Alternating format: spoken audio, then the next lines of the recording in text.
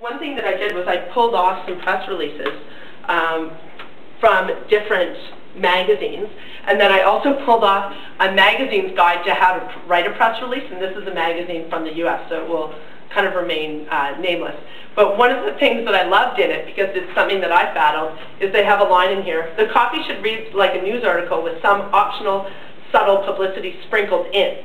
Over-the-top self-promotion or unabashed hype is not taken seriously nor accepted. So when you think of how much hype and stuff you get in your press releases, it's hard sometimes when you're an editor and a journalist writing your own press release. I think a lot of people forget that it should be, you know, quick, dirty, bullet points, to the point, whereas you're writers. Like most of you write beautiful, fluid, long, beautiful stories, you know, but a press release isn't written the same way.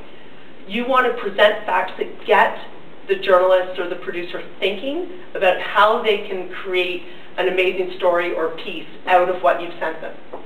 Now, not saying that this is the best press release ever written, but, and I think Martin has copies of this to hand out. Last year's press release for the real estate issue of Cottage Life magazine, it really is information on the industry.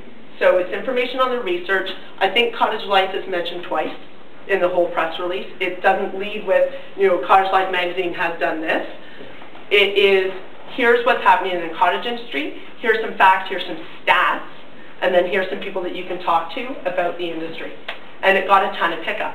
We had done a release 2 years previous to that that was, you know, 2.5 pages long with big boilerplates and a lot of grandiose statements, and we barely got any pickup.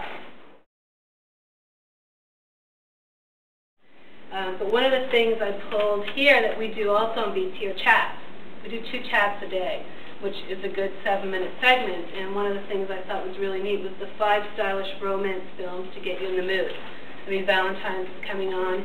If they had somebody, my guess it would be one of their editors who did the research, who would bring in some of the great movies you can rent. You know, you're staying home with your, you know, your loved one or whoever you like. And or your boyfriend. Just what movies to rent. We could have some fun. It could be a great chat. And whether we use the editor or not, we would still say we got it from Flair. You know, check out Flair magazine for some more information, but here's some, you know, Dina and Kevin would have a chat about it.